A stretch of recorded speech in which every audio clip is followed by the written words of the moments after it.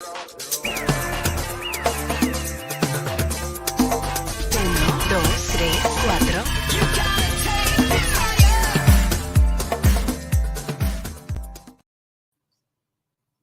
Hello everybody, welcome back to the United Way for the Everton versus Manchester United Premier League preview. Manchester United travel to Goodison Park on Sunday at 4:30 to face Everton in the Premier League. International break is over, it's done.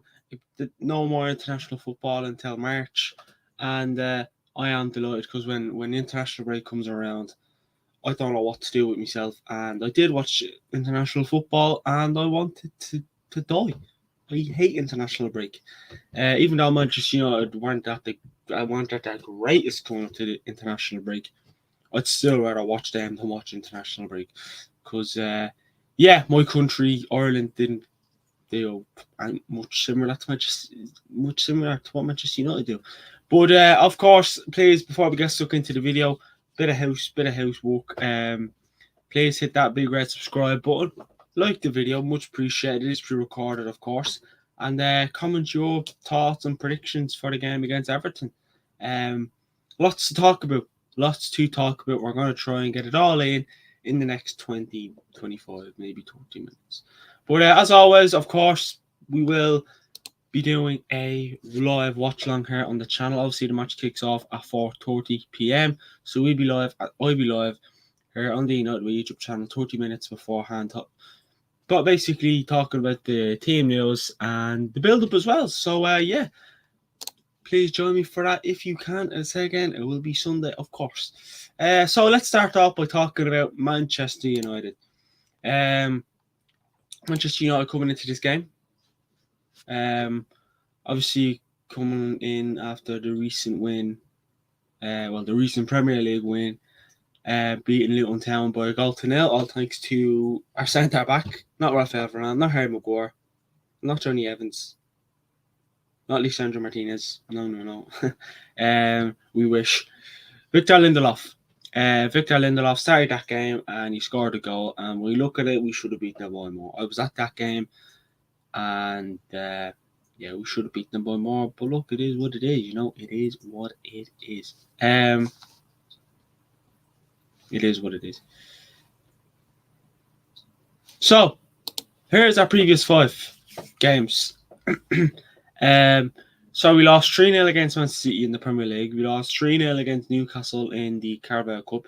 We beat Fulham 1-0 in the Premier League away at Craven Cottage. We lost 4-3 against Copenhagen in the Champions League.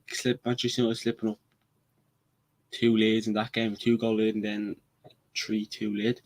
And we just spoke about, we beat Luton Town 1-0, all thanks to Victor Lindelof in the Premier League. So look at our recent 5, Man City, Newcastle, Copenhagen, I'm sure we were expected to be Fulham and we did. I'm sure we were expected to be Copenhagen and we didn't.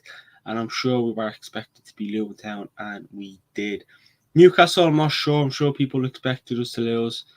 And same Man City too. When you look at the team Ten Hag put out, yeah. But that is a recent 5. Let us know what you think of it. It's not the prettiest, but if you look on league form, I think we're top of the league on league form. So it's surprising. It really, really is surprising to think that we are top of the league in league form. Now, what can we expect in this game? What can we expect? Come to Goodison Park. We played them there last season. We beat them 2-1. I remember, I think was it Iwobi? I'm not sure who it was, but one of our players scored a brilliant goal. Top left, or top right if you're on the opposite side of the pitch. I thought, it's hard to know what to expect. I'm expecting Everton to go out after what happened to them recently. I'd expect them to be up for it. I'd expect the fans to be kind of the 12th man for Everton.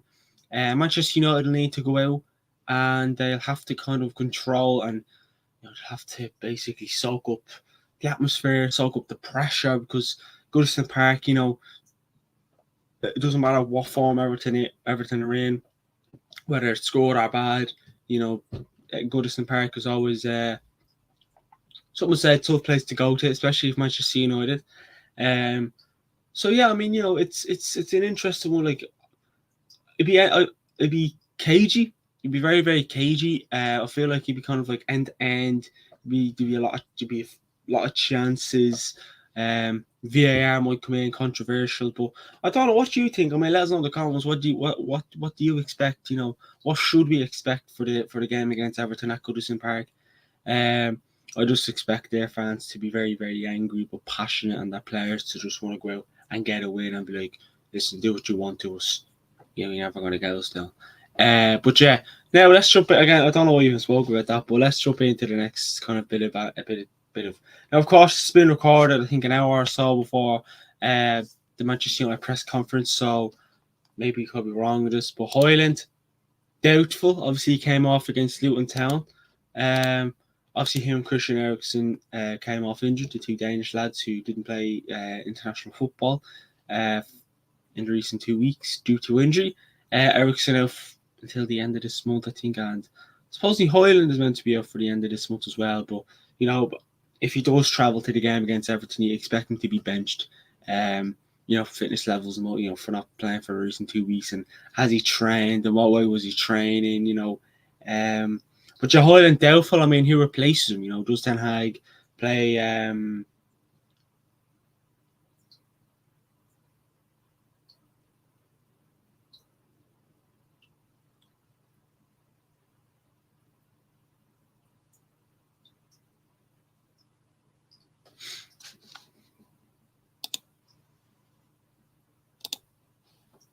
Does Ten Hag play Anthony Martial, or does he play?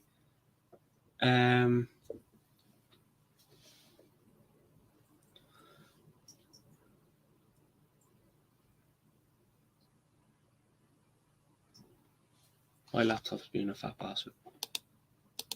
Right, there we go. So, like I said, does he play Anthony Martial, or does he play Marcus Rashford up top? I would personally play, and I wouldn't be the biggest fan, but I think we have no choice to play Martial up top. I think by playing Rashford up top, when he hasn't been scoring goals recently, his form recently has been poor for Manchester United. So I think by putting him up top, you're kind of asking not to score. We don't score a lot of goals anyways, but you're kind of asking for a little bit of what you expect here. If you put Rashford up top, it's going to be a lot of balls in behind, not going to be anything like that. There might be Rashford up top, there might be Martial up top. God knows what Ten Hag might do for this upcoming game. Obviously, Ten Hag is suspended for this game. He picked up three yellows, one against Tottenham, one against Arsenal, and one against Luton Town in the recent game. So that's 3 yellow cards. So he will be suspended for this game and this game only. He'll be back on the touchline for the game against Galatasaray in the Champions League midweek. So I think Van der Gaag will be stepping in. So be interesting to see what happens there. Hey, you never know, Manchester United new manager. Oh, we might get a few goals here. You know what I mean? But yeah, he's bald. He looks. He actually looks like Ten Hag, just taller. Yeah. But no. It'd be interesting to see what Ten Hag does. Well, he will be picking the team. Regardless if he's on the touchline or not. He will be picking. It'll be his team that I'm sure he'll be picking. So the team we see put out will be the team Ten Hag obviously picks. Even though he is suspended. So yeah, I do presume that we will see Martial up top. I was looking at a preview a few days ago. I'm not going to say who, because the way people are these days. If the shoe fits, obviously it's you. But no, you had Marcus Rashford up top, Garnacho on the left, Anthony on the right, and Rashford up top. I wouldn't play Rashford last season. If it was Rashford, if Rashford was like the way it was last season, this season, I'd say yeah, cool, fair enough, go for it. I'm happy enough with that. But he hasn't, so I wouldn't be the biggest fan of playing Marcus Rashford up top with the form he's in at the moment. I know Martial hasn't played recently either, and he's not any, he's a bit all over the place, but I just don't think playing Rashford up top would be the best thing to do. Play a proper striker up top, Martial, that have Rashford on the wings. Rashford is better on the wings than he is up top, so playing him up top is ridiculous. We got away with it a few times last season, I'll admit, but it's, if you look at Manchester United, the style of play has changed, system, everything like that. But listen, who would you play at top? Would you play Rashford, Martial, or do you have any wild cards in there who you throw in? Let us know in the comments. What do you think you play Tony Martial? Now, midfield mix up. Now, the reason I'm speaking about the midfield is because Eriksen's injured, Casemiro's out, so we have. So who's he going to play in the midfield? We know Bruno. Bruno's certain to start, regardless. Bruno was going to start against Everton, right? We like it or not.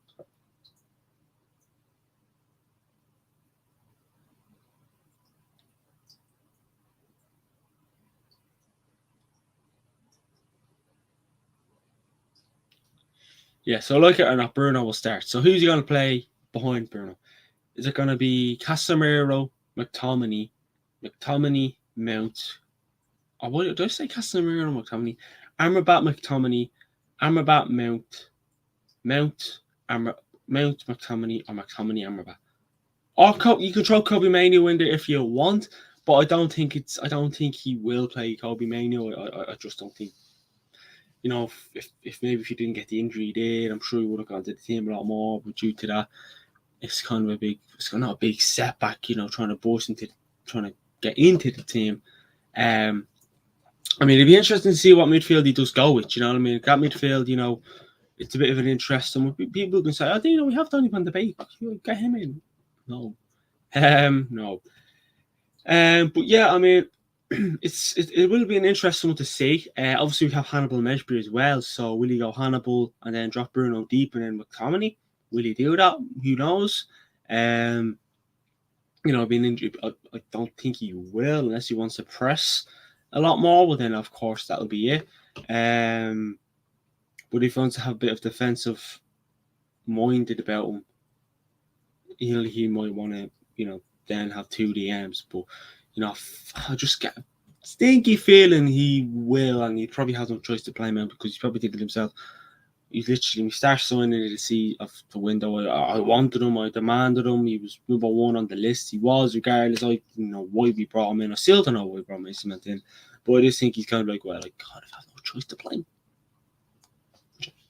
Now, another reason, let us know what you think Manchester United, what midfield Manchester United will start on the weekend. Regardless of what midfield starts, I don't think it'll be the strongest in the world. But again, Manchester United, lack of goals. Now we're playing again. It's funny. I think we scored more goals in the Champions League than we have in the Premier League, but we still lost 10 Champions League games that we scored a lot of goals in. So yeah. But no, listen. I mean, yeah. Lack of goals is the problem for Manchester United at this moment in time. It's not just the only problem for Manchester United at this moment in time, but on the pitch, it's one of the main problems. We're not scoring a lot of goals. We're getting our chances, but we're not finishing them. Back to the game against Luton Town. Manchester United, if they took their chances, we would have beat them. I say 2 or 3-0. That would have been the game. A lot of the Manchester United players had chances. Garnacho, Rashford, Højlund, Bruno. We've had McTominay. We had chances, but they weren't finished. So it could have been 3-0, 2-0, 4-0. But we're not finishing chances. So if Manchester United could finish our chances, there'll be none of this edgy 1-0 victory. You won't be biting your nails, sitting on the edge of your seat, late on into the match, 1-0, crap, 2-1.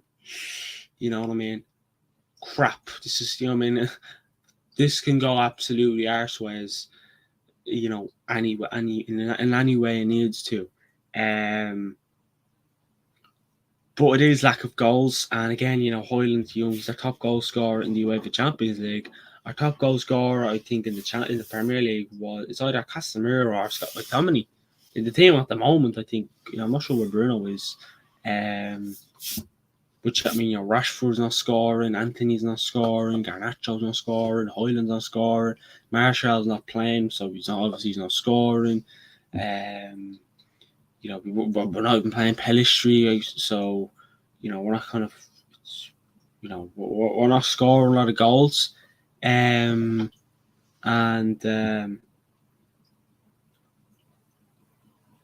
Yeah, it is worrying that we're not scoring a lot of goals because goals win games. Goals win games. You know, as Fergie once said, attack wins you games, defense wins you titles, or something like that. We need to listen to that. We're defending all right now. Defending's decent enough. You know, picking up the L clean sheet here and there. You know, regardless if it's against Luton Town. Liverpool couldn't keep a clean sheet against them, so you know what I'm saying? But it is a big problem, and how do you think the problem could change? Do you think Ten Hag is the reason? Or do you think the players? Do you think he has to drop Marcus Rashford? Just saying. Let us know in the comments below. Obviously, we have a big injury boost, and it will be Luke Shaw returns. He is back. He's trained. He's looking as good as ever. You know, Shawberto Carlos. You know, Shawberto. There go. The best left back in the league, underrated, better than Robertson, better than Zinchenko, better than Diego, Roberto Carlos. I'm only messing up, but he is top. So Luke Shaw will be back. Will he start? I don't think so. I just don't think you'll throw him in. Again, depending on how fit he is, you know, I don't know how fit Luke Shaw is. You know, I'm just a fan. I don't know. I'm very confident that we will see him get some minutes against Everton. I hope he starts, but I just don't think he will. I don't think Ten Hag's the kind of guy. I feel like maybe play him on in the Champions League game, because that'd be you might need his experience and his strength for that as well, and his pace. He's very, very fast, Luke Shaw.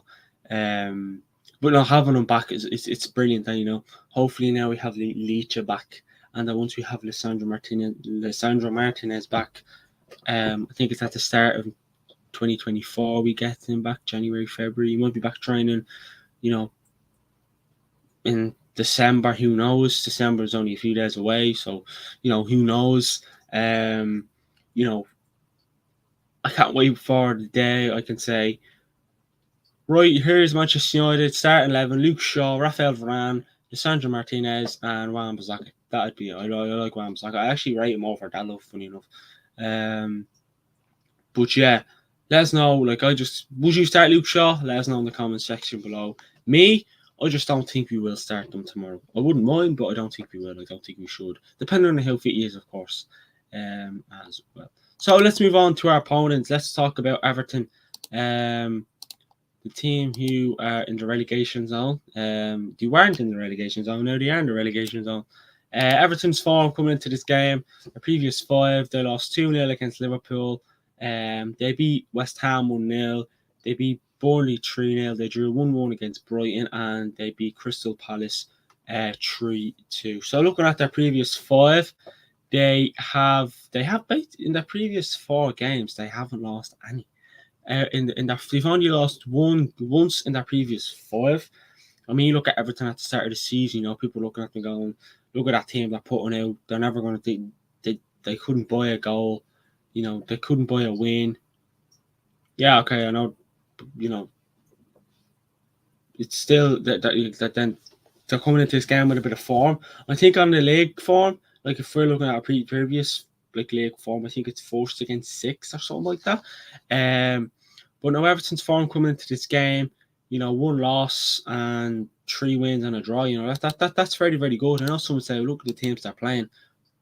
You know, the Everton are no pushovers.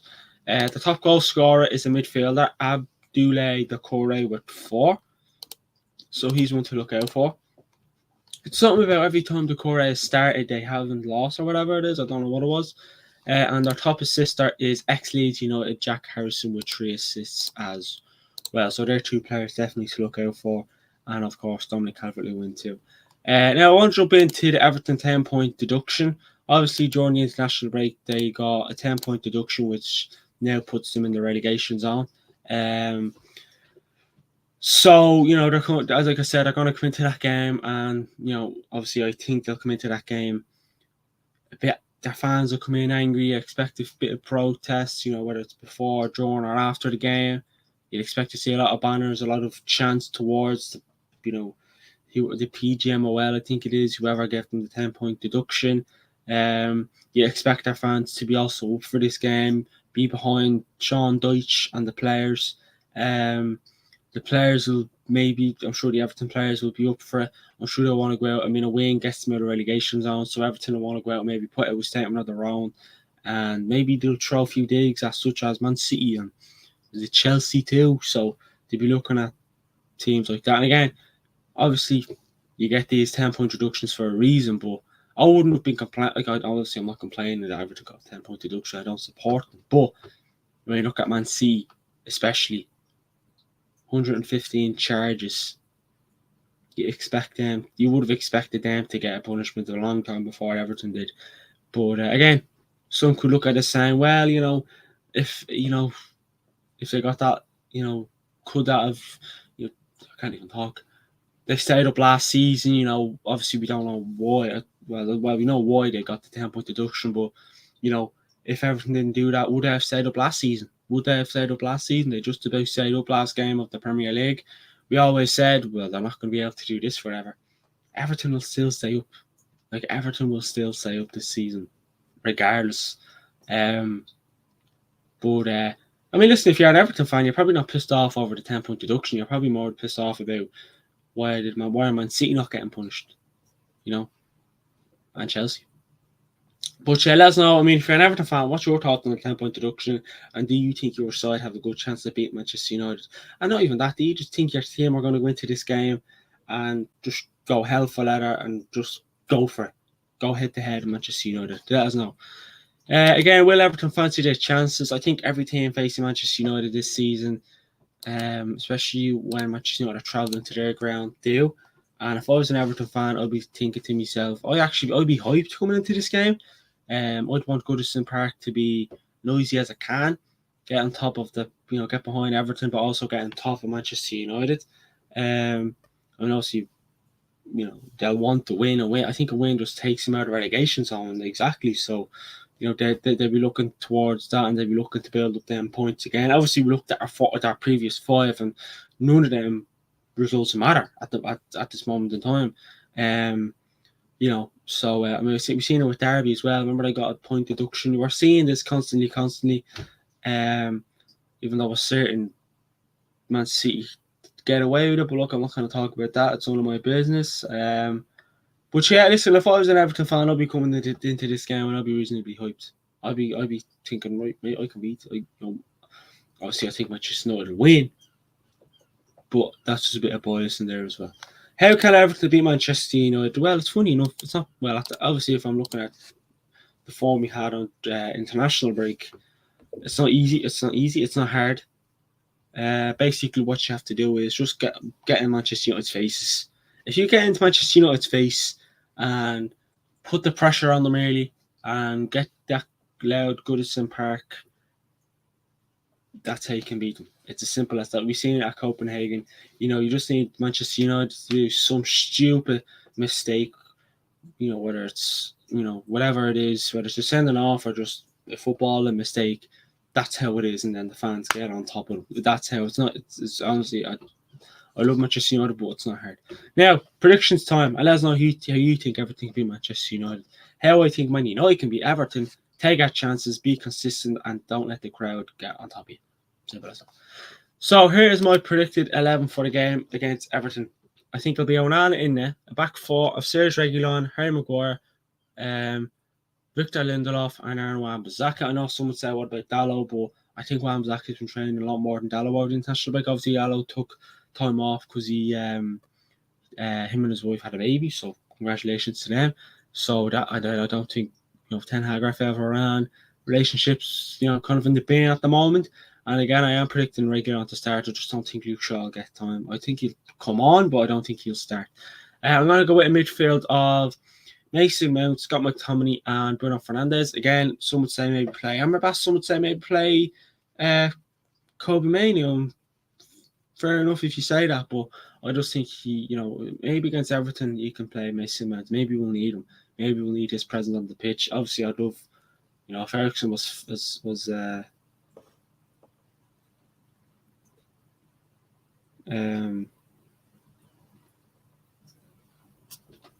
obviously we know Onana as well. Just back to him, he's fit for upcoming game. Obviously, picked up a bit of an injury during the international break, but I think all is good now. But yeah, I mean, listen, look, it's I just think he'll play Mason Mount. I think you're looking at going, well, I can play Kobe Mainoo, I can play Amber, but then I have a ball Mason Mount and I can't play him. So I think he will play Mason Mount as much as it wouldn't be the strongest midfield with a minute. Maybe if you're playing further forward again, it could be different. God knows what Ten Hag could do. But yeah, I think it'll be Garnacho on the left, Marcus Rashford on the right, and I think it'll be Anthony Martial on top. Obviously, I spoke about the striker situation at the start of the match, at the start of the preview. So I just think he will play Anthony Martial, and I think it'll be the same. Basically, be similar to the team against Luton Town. Mason Mount came on. Obviously, the only two players who aren't included in that start, the three players who aren't included, who missed the game, who didn't start against Luton, Wan-Bissaka, Mason Mount, and Anthony Martial. The rest started that game. But is it good enough to be Everton? I'm not sure, but it's the only team we can put out, and you'd expect it to have some sort of top, performance in it. But let us know your predicted 11 in the comments, and let me know what you think of my predicted 8-11. Now, here's my score prediction. Again, I spoke about lack of goals, so don't be expecting me to predict 3-0, 2-0 Manchester United. I am just going to go with the cheeky smash and grab 1-0 win to Manchester United. Bruno Fernandes. I think we score with half hour to spare. I think it'll be chances. Bruno Fernandes. We get them on the counter attack, and Bruno just tucks it in, bottom right, runs to the Manchester United away fans, and we get the win. That has been the Everton versus Manchester United Premier League preview. Hope you all enjoyed it. Like I said at the start of the stream, there will be a live watch along here on the United Way YouTube channel with myself at 4 p.m. It'll be the build up and talking about team news as well, and maybe talking about the recent fixtures happened over the weekend. That has been the Manchester United versus Everton Premier League preview. Let us know what you thought of the preview. Let us know your thoughts and talking points for the upcoming game, and let us know your predictions as well. And please like and hit that big red subscribe button. Follow all our socials, links in the description. And until then, thanks for watching. Have a good. Come on, United.